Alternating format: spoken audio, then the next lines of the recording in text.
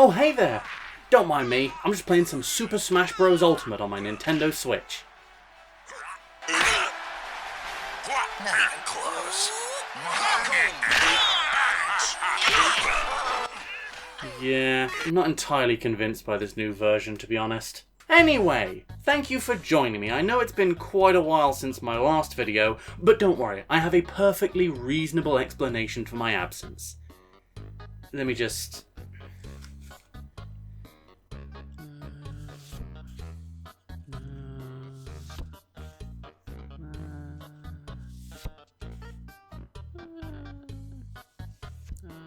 Depressed! I was depressed again. But, you know me, I'll always find time between the long bouts of complete and utter mental dissociation from the world as I stare blankly at a wall, unsure of what the actual point to my existence is, to do some actual fucking work for a change. Now, you may remember back in June of 2017, I did a video on a little game called Pajama Sam in No Need to Hide When It's Dark Outside, and Jesus Christ, this is what my camera quality was like back then. I will never not point out how shit this camera was. I honestly don't know why I ever thought it was acceptable, and to everyone in the past, I'm very sorry. In that video, I mentioned that there were multiple sequels to Pajama Sam, and I figured after 2 years it might be a good time to actually play one of them. So today, we're going to be taking a look at Pajama Sam 2, Thunder and Lightning Aren't So Frightening. But, you know, reviewing this game is going to be quite a tall order. It won't be easy. So you know what? This looks like a job for... Pajama MayRey! Why am I like this?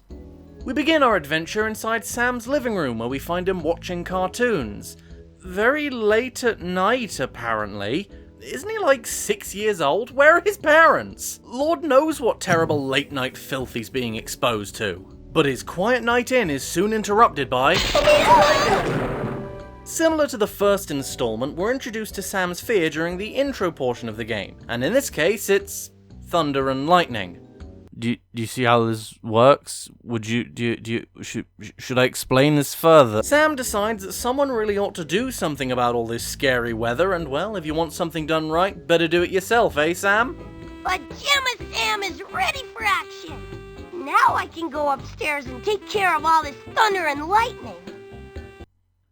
Where is his mask from the previous entry into the series? This is a clear disregard for both continuity and lore. 0 out of 10. Director Ryan Johnson clearly doesn't understand or care for the source material and is simply trying to satisfy a PC SJW agenda. And furthermore... So, once we have everything we need, it's time to go up the stairs, open the loft door, climb onto the roof, and enter... the clouds? God damn it, Sam, you really gotta get someone in to fix all those dimensional portals in your house. You guys must be wasting so much money on heating. So up here in the sky, Sam comes across Worldwide Weather, a factory that creates and distributes all of the world's weather. We attempt to get in, but are stopped by a barrier who tells us, Sorry, no visitors. well, we tried.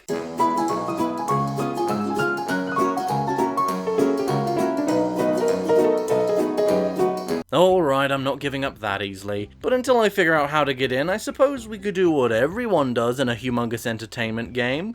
Click on things. Click on this, click on that. These, I don't think are supposed to do that. But just then, a forklift zooms out of the entranceway and nearly runs poor Sam over. Investigating around the side of the factory, I find a bunch of crates, one of which I'm able to hide in thanks to a conveniently placed crowbar. As I predicted, the forklift comes back, picks us up, and delivers us right into the factory without that arsehole of a front gate even knowing. After gaining access to the factory, we enter the main lobby and... Welcome to Worldwide Weather, sir. Thank you. Mother, the phones are talking to me again. Now, I'd wager that this giant metal door is rather important, but sadly it's locked. The talking phone here tells me I need an ID card to get in, there's some kind of card reader on the side of the door, and we did just find a lost ID card outside. Well, the answer to this one is pretty obvious. We take the crowbar and smash in the... That wouldn't be very nice. Ah, you're no fun. I'm sure whoever's card that was will have a spare. Don't worry about it. Uh-oh, I think it ate the card.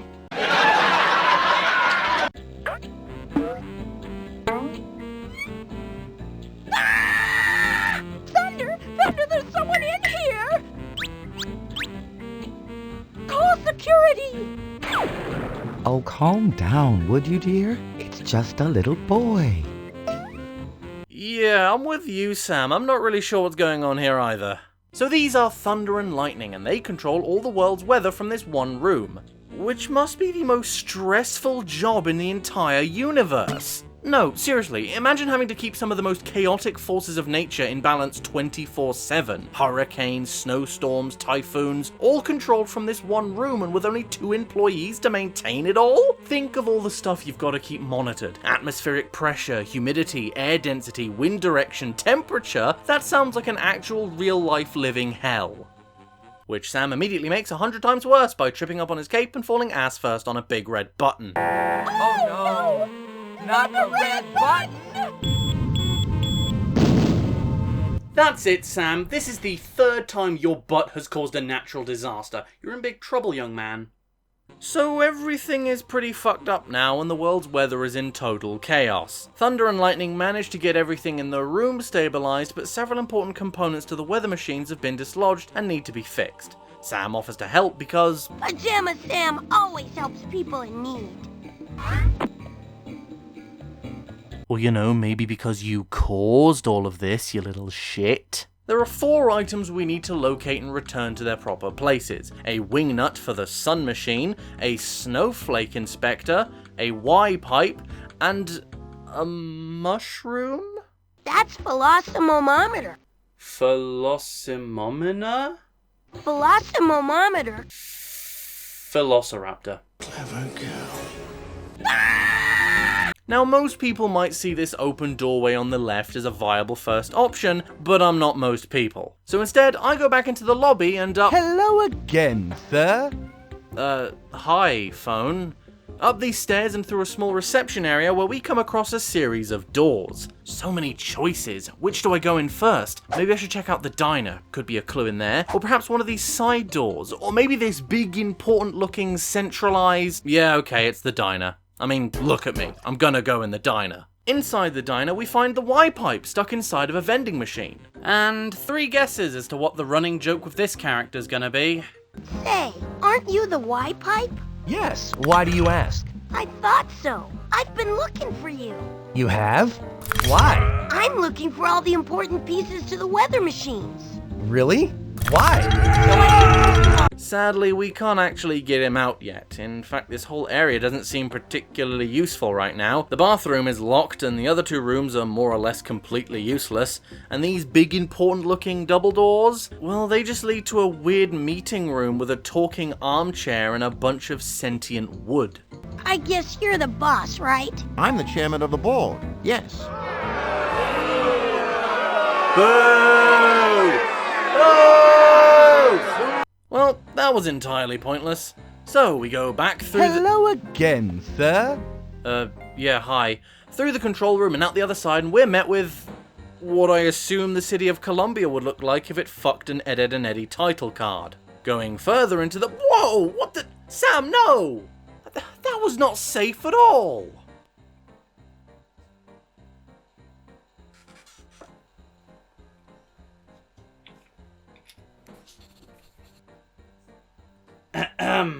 Oh! Hold on a minute, sunshine. Worldwide Weather, Health and Safety. What do you think you're doing up there? That is unsafe and a hazard to not only your own health, but the safety of every single employee of the... Don't just ignore me and keep going. He's ignoring me. Huh? Oh, you're getting written up for this, Sonny Jim. After entering the sun zone, Sam finds and decides to steal a can of liquid sunshine, which is definitely a euphemism for an illicit substance if ever I heard one. Going up this ladder, we locate the wingnut, one of the pieces we need. He's fallen down a drain and can't find his way back out, so we have to go down there and help him because... Pajama Sam always helps those in need. What's a Pajama Sam? In order to actually fit inside the drain, we first need to shrink ourselves down using this snowflake shrinking machine. Then realize that we forgot to open the drain cover, so we have to go all the way back up to the machine, unshrink, go back down, open the drain cover with the crowbar, then climb all the way back up, shrink ourselves again, be careful not to accidentally indulge in vor, and then finally go down the drain and complete an incredibly tedious minigame and bam! Wingnut acquired. Also, how's this for some pure nightmare fuel? Everything looks fine here, no creepy faces, close-up of the wingnut, and boom! Terrifying faces where there were none before. Also, this animation makes me uncomfortable. So that's one piece down with 3 to go, and here's Thunder and Lightning to congratulate me on my job well done. We wanted to tell you you were doing a good job. Oh, thanks. I'm happy to help. That's good, because there are still 3 more machines to be fixed. There's plenty to do here as well.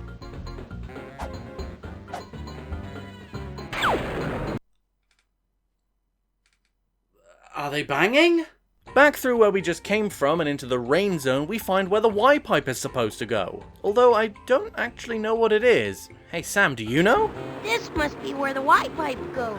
The Y-pipe combines the H2 and the O to make rainwater. Water is made of 2 parts hydrogen and 1 part oxygen. H2O. Learning is fun. Sadly, that's of no use to us until we can actually get the Y-pipe out of the vending machine. So I guess we'll just move on to this wind tower, where we find a very depressed looking, I don't know, maybe it's a sponge? A block of cheese with a cat toy attached? Some kind of avant-garde high school art project? Your guess is as good as mine. In all seriousness, this guy's the snowflake inspector we've been looking for, and he— No, Inspector Detector. Call me Sid. It's shorter. What? Okay, so he's not actually the snowflake inspector. He's the snowflake inspector detector. So he detects the location of the actual snowflake inspector. Sure. Also, it turns out he's not actually depressed, just really de-energized and hungry, so we have to find him something to eat. I mean, I've got a McDonald's coupon if you want it. Luckily, all this hungry little bitch needs is a can of sunlight, which we conveniently have, although we can't actually open it without a can opener.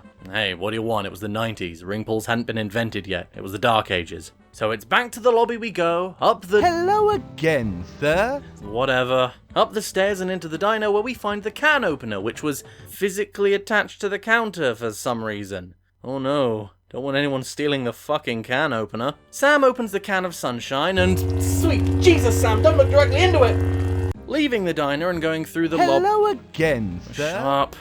Back at the wind tower, we give Sid the opened can of sunshine, which he— Oh god, that's disgusting. But it does mean that he's fully functional now and willing to help us locate the snowflake inspector.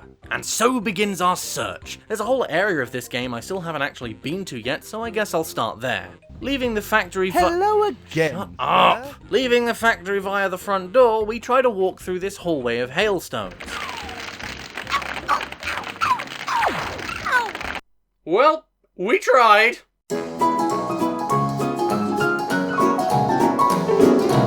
Luckily, I snagged a hard hat earlier when you weren't looking, and so now we can safely get across with only minor brain trauma. Aha! I told you, always wear a helmet. Stay smart, stay safe.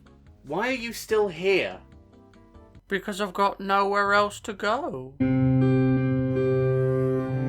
I don't care. Oh. At the end of the hallway is some kind of storage facility where Sam says hello to a genetic experiment and then uses his psychic powers to see the future of the gaming industry. That's a lot of crates. We hop into the elevator and go down to the basement where we find a puzzle. And well, while we didn't find the snowflake inspector, we have apparently located the velocimometer. Velocimometer? You think you're better than me, don't you? Sam then finds and picks up an earthquake in a can, which I'm pretty sure is on the United Nations list of banned weapons of mass destruction, but hey, what do I know? Now, obviously, we have to rearrange these boxes to make some stairs up to the device, and in order to do that, we have to go up to the admin room and reorganize the crates on the computer. After that, we can climb up the steps we made and reach the you-know-what. Eek! Don't worry, it's me, Sam. I'll help you down. Really? Whoa, that's one hell of a cracky voice you got there, bud. I remember the early days of puberty when my voice started to crack. I wanted to kill myself. So now that we have the Velociraptor monitor, it's time to make our way back into the factory. Hello again. Shut the fuck up into the wind tower and place it back where it belongs. Whee! Thank you, Sam. I don't want to know what that cable is. So that's 2 machines fixed with 2 left to go. After looking around for the snowflake inspector for what felt like a whole 15 minutes, I finally found him on the most useless and boring screen of the game. Tucked away in a far corner of the factory is this rain bottling machine. He's inside this thing, and when we use the detector on it, he comes out and starts complaining about something. You've got to come back to the snow machine with us right away. No way! No way. I'm not going back there. They don't appreciate me. So it seems like Flaky here is upset that no one appreciates him and the work he does, so now he's on some kind of a strike. Well, you know what we do to people who won't go back to work. That wouldn't be very nice. Yeah, fucking... You know, Sam, one of these days you're actually going to take my advice to use the crowbar on someone, and on that day you'll thank me for it. So he won't go back to work until he feels he's appreciated by his colleagues. I don't know, how about this ribbon that I literally got out of a bin? I didn't even show this bit in the video because I thought it was literal trash. They like me. They really like me. Sure. Once we convince the snowflake inspector that he's got friends who care about him, which might I remind you was a blatant lie, we return him to his post and can check another item off the list. The last thing we need to return is the Y-pipe, which if you recall was stuck inside a vending machine. Now, what would you say is the best method to get something out of a vending machine? Well, I mean, the correct answer is obvious, but evidently Sam isn't going to be in favour of that. No, obviously the game wants me to use... Money. But where do you find money in this game, I hear you ask? Well, you see, that is quite simple. You just have to go through this red pipe into a random greenhouse, turn on this agricultural weather simulator, input the correct weather conditions to induce a rainbow, wait for said rainbow to appear, at which point a sentient and Irish pot of gold will spawn, before running off screen leaving behind 2 gold coins. So, you know, just like in real life. Whatever, we have the coins now, so let's just go back to the diner. Hello Shut again, the fuck! sir. Back to the diner where we insert the coins into the vending machine and finally get the Y-pipe out of...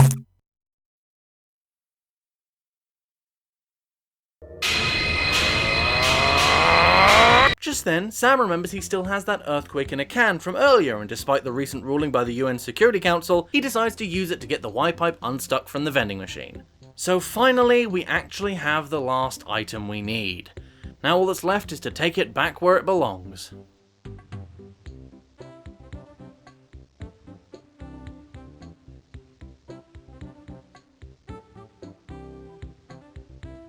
Hello again, sir.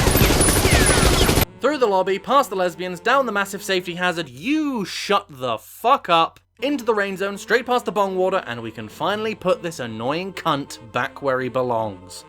Okay, here we are. Time to go back to work. Do I have to? Of course you do. Why? I will end your entire fucking bloodline. Once we've returned every weather machine part to their rightful place, Thunder and Lightning's boss, Mother Nature, shows up to administer some corporate punishment. Also, she's an onion, for some reason.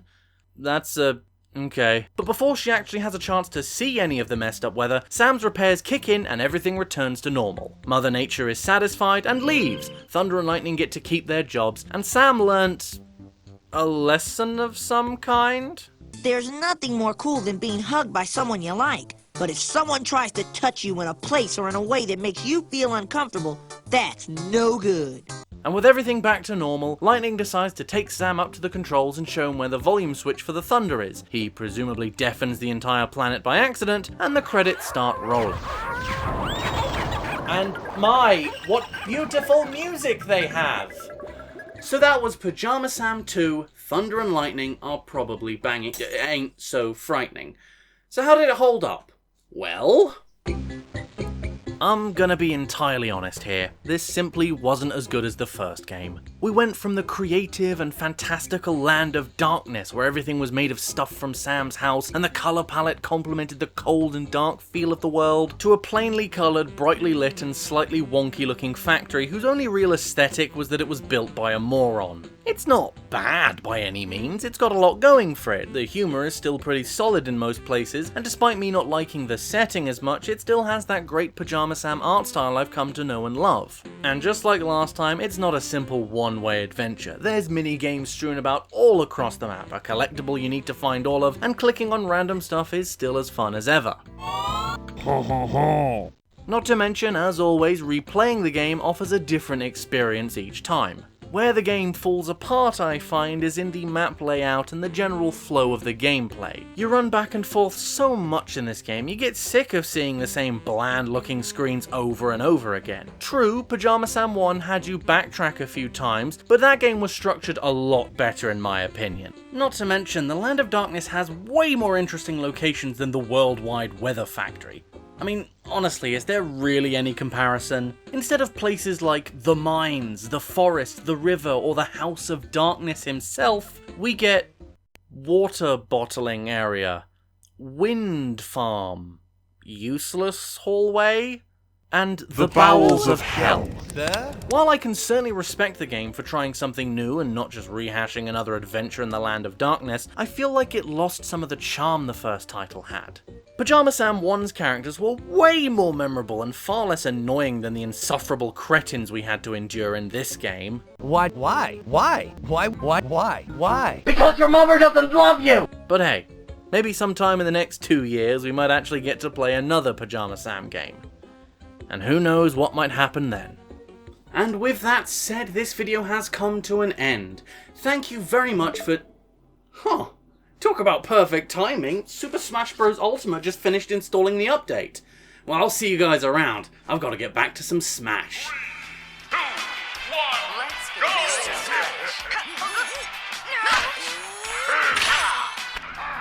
go! Now that's what I'm talking about. Thanks for watching. Again, I'd like to say I'm very sorry that my videos have been taking so long to come out lately. It's been a rough few months for me and I'm ever thankful for your patience. Before we go, I'd like to give a shout out to my backers on Patreon. Aaron Loralian, Bree B, Philly Damon, Joshua Alexander, Kira Mitchell, and Liz Lilith. Thank you all for your generous contributions, and if you're interested in receiving shoutouts, updates, and video previews, consider supporting me on Patreon. Any money you donate goes directly to helping me make videos and also not die. My question of the day is, what's your favourite weather? I bloody love the rain. It sounds nice on my windows and makes everything cold, which, especially in this heat, is something I can't get enough of. With that said, if you like the video, don't forget to give it a like, leave a comment, subscribe, and share it with your friends. And remember, you can follow me on Twitter, @TheTransHeel. I've been MayRey, and I'll see you all next time. Hey, that one looks sunny. I know. Unfortunately, that's Seattle. Oh, what a mess.